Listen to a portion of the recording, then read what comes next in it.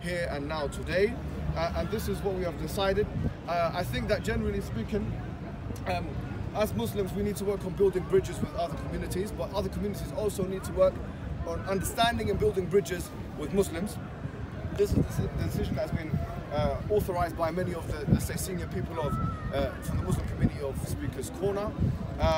Do you have anything to add to that? Yeah, the one thing I just wanted to point out, and I'm sure you covered all of it, is that we have in the park hate preachers, yeah, very clear-cut hate preachers.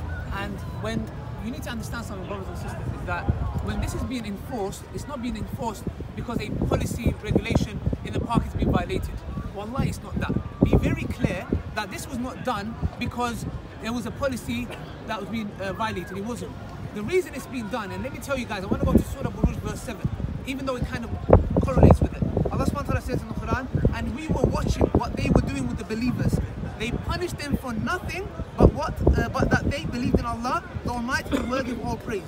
So Allah's talking about here with the polytheists and what they were doing to the believing men and the believing women. Now I'm not saying to you this is what's going today and they're persecuting us. No, I just want to notify you guys that this is a step towards that. Because you know why? It's because of the hatred that they have towards us Muslims. Why? Because we prayed here. Yeah, we prayed it. We didn't harm anybody. We would make sure the brothers, we'll make sure that we're not blocking paths. So the only reason, and this is the lady who started, this was a lady who I spoke to first when Tommy Robinson came. She took a bacon out of her hand. Like I'm a vampire. When you go to a vampire and put garlic, yeah? And he goes, oh, yeah? She took a bacon out like that bacon means something to us. Go and cook your bacon and eat it. No one's got a problem with that. So the problem here is this. When you look at the Muslims in history, they live side by side with the Christians and the Jews. They had their churches, their prayer, whatever they want to do, no problem. And we are supposed to be the ones that are accused of stopping. You got here to enforce religion on other people and shove it down their throat. Look at the hypocrisy that's happening today.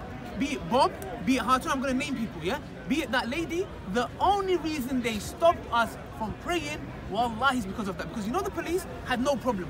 The police, even though it was in the policy, they had no problem. Because you can see in the video when that lady speaking, the officer was speaking to his higher up, and he said there's no problem, let them pray.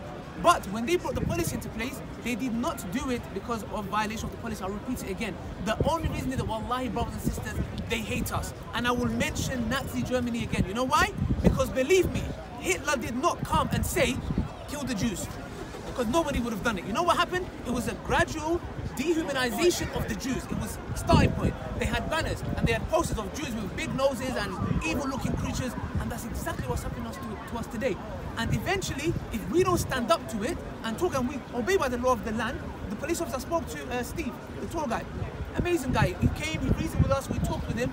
We know they're doing their job, we don't blame them. But just know we have to stand up and talk to this, and that's about it from me. Yeah, so just to kind of reiterate. I agree, and I'm English. Thank you very much. And you're a Christian. Yeah. Thank you. So what we're saying, just to reiterate the point here, the point is what we've put in place is a three-strike policy. If we see a group of Christians or Jews or Sikhs or whatever congregating in a religious worship type congregation, what has to happen is that evidence will be presented to the panel of 5 people.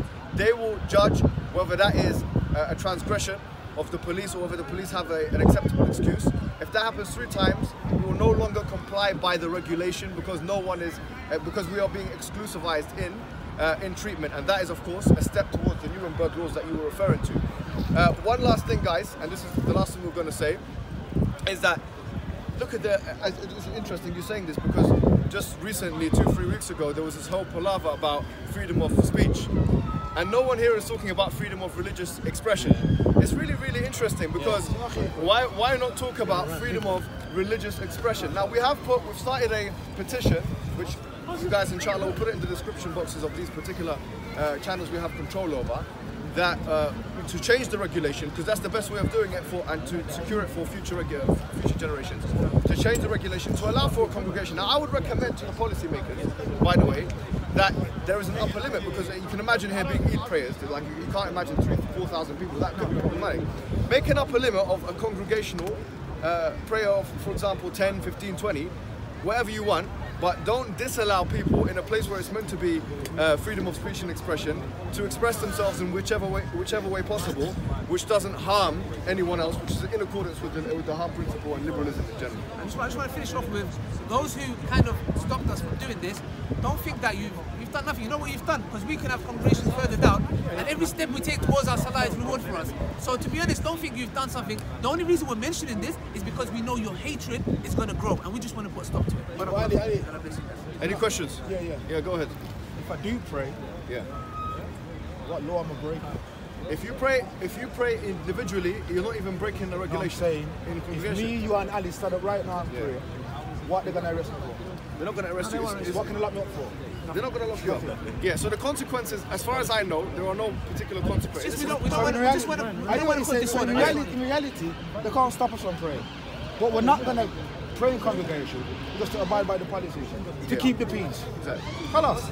But I just wanted to know that if I pray in the congregation and I decide to pray, and the brother them go and pray, they can't lock me up. They can't arrest me. Brother, the main thing is here that the Muslims unify upon one particular policy, and the Islamic unity is greater than the congregation in one particular area. I just want the brothers to know that if you do pray, you're not going to get arrested. That's all. But we're not going to pray in congregation. No, of course, I'll respect to the So this is like we're making a public war. I just want to ask our Christian friend, like, what was the point that he agreed with us on, and like, what you were saying about Nazi Germany, and that there seems to be this kind of agenda that's going on in the media, which is gradually demonizing Muslims. I pick up on that.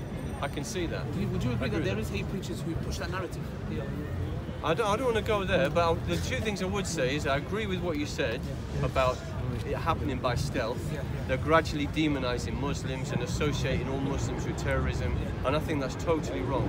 As a white English Christian person who was born and brought up here. Our prayers, were they disturbing you as well? No, and also this is supposed to be a haven of freedom of speech and liberty of conscience and freedom of religion. Now, when I came here, I prayed. I just stopped by the fence there and I prayed. I wasn't disturbing anyone. Nobody was bothered. I wasn't troubling anybody. And and then I came in here and went and listened to various speakers. And if Muslims have to pray specifically 5 times a day. So obviously, if it reaches that point of the day and they're here all day, they're going to have to go somewhere and pray. So we should just let Muslims pray. We believe as a Christian, it doesn't disturb you in any way. Not in the slightest. You've witnessed it before, correct? You know why it doesn't disturb him? Because he doesn't have hate in his heart. It's simple as. If you don't like something, you're going to use for any excuse to hate it. So that's the difference between him and those people. He doesn't have hate. They do. Yeah, and probably that's it. Thank you, my friend. Very good contribution. Anyways, guys, any other last questions? Any other last questions? No? Okay, just we're going twice. That's it. Thank you very much. Let's get